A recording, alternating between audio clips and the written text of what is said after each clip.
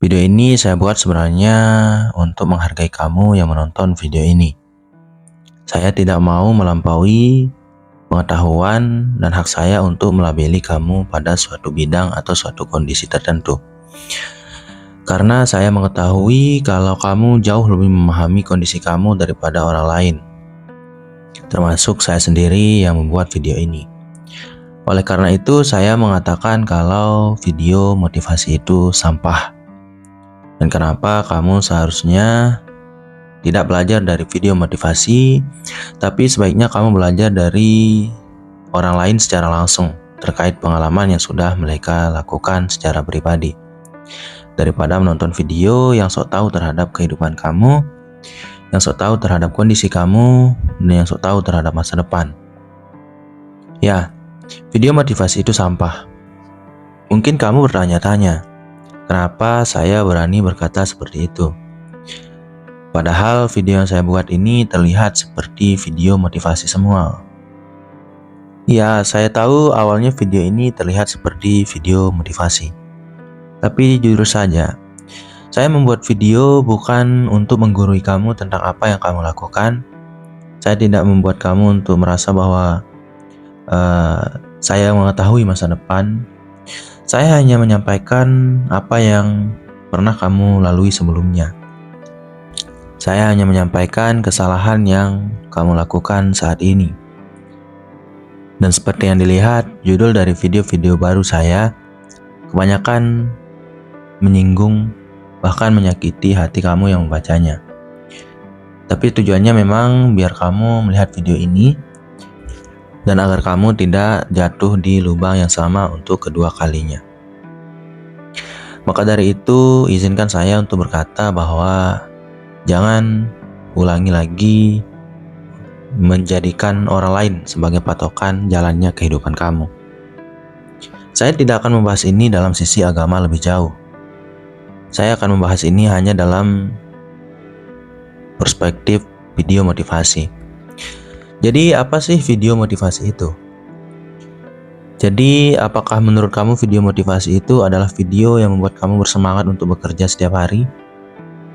Atau video motivasi menurut kamu adalah orang-orang yang memiliki pemikiran dan teori-teori sangat banyak dan hebat sehingga kamu bisa terapkan di setiap hari? Atau video motivasi adalah orang yang paham masa depan dan mengharuskan kamu melakukan ini berdasarkan pengalamannya dia? Yang jelas, video motivasi menurut saya bergerak untuk menggerakkan kamu melakukan sesuatu. Sesuatu itu entah berjalan atau didasari oleh pengalaman seseorang atau didasari oleh pemikiran-pemikiran yang dilalui oleh seseorang. Yang tentu saja orang tersebut belum tentu melakukan apa yang dia katakan dalam teorinya. Bukankah hal tersebut menandakan kalau kita itu diremehkan? Apakah kamu tidak merasa kalau video-video tersebut membuat kamu merasa kamu itu lemah dan kamu itu harus melakukan apa yang orang lain suruh untuk kamu lakukan? Ya, memang pasar dari video motivasi itu memang gejolak emosi atau kelemahan dari manusia. Manusia itu kadang tidak paham akan situasi sehingga mereka membutuhkan kisi-kisi dari apa yang sedang terjadi. Alhasil mereka membutuhkan penguatan dari masalah dan mereka membutuhkan sesuatu yang membuat mereka paham apa yang sedang mereka hadapi. Sayangnya itu hanya merendahkan diri kamu sebagai sesosok manusia yang independen. Satu-satunya hal yang sangat bermakna dan sangat berharga yang dimiliki oleh manusia adalah hak asasi manusia. Hak asasi itu adalah kebebasan untuk memilih. Jadi, kalau kita terjebak dengan apa yang disampaikan oleh orang lain, terjebak dengan ideologi yang orang lain sampaikan dan pikirkan, mungkin itu akan terasa terlalu kekanak-kanakan dan tidak berprinsip. Tapi kalau kamu mencari informasi dan pengalaman atau pelajaran dan ilmu dari orang lain secara langsung terkait pengalaman yang sudah disampaikan dan tidak secara menggurui, itu akan jauh lebih bermakna dan bijaksana. Karena kalau kamu mendapatkan informasi tersebut dengan kamu mencari di video motivasi, artinya kamu sudah terjebak dalam masalah yang cukup besar. Masalah validasi yang kurang yang kamu haus akannya, dan juga masalah mental yang cukup pelik. Ya, karena kamu mencari solusi dari video-video yang orang lain buat untukmu. Kamu tidak mencoba untuk mencari solusinya pribadi.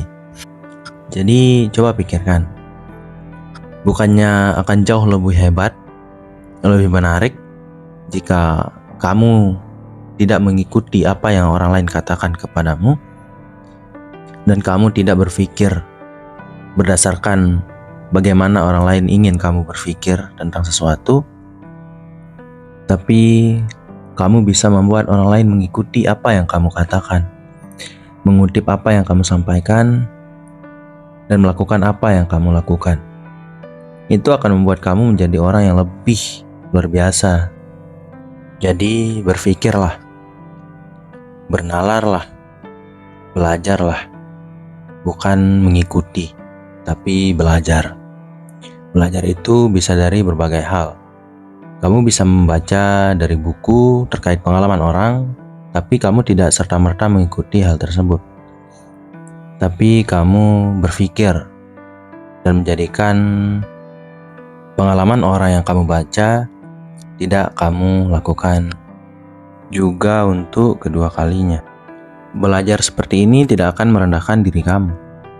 Belajar seperti ini justru akan membuat kamu memiliki banyak pilihan dari pengalaman orang lain.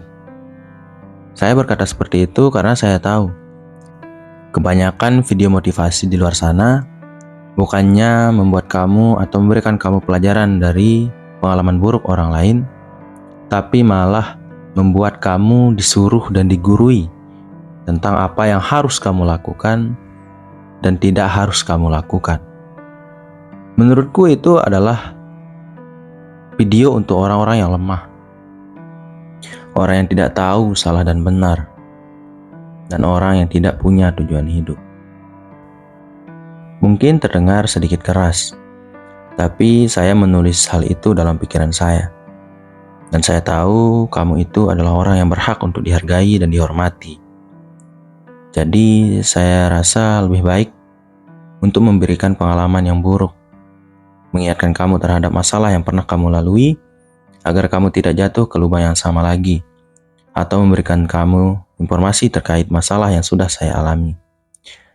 Karena kamulah yang lebih paham terhadap situasi kamu saat ini. Tidak mungkin orang lain di luar sana bisa paham apa yang kamu lakukan. Walaupun tipe masalahnya sama, tapi kadar emosi yang kalian rasakan pastinya berbeda. Entah itu kamu, saya, ataupun orang lain.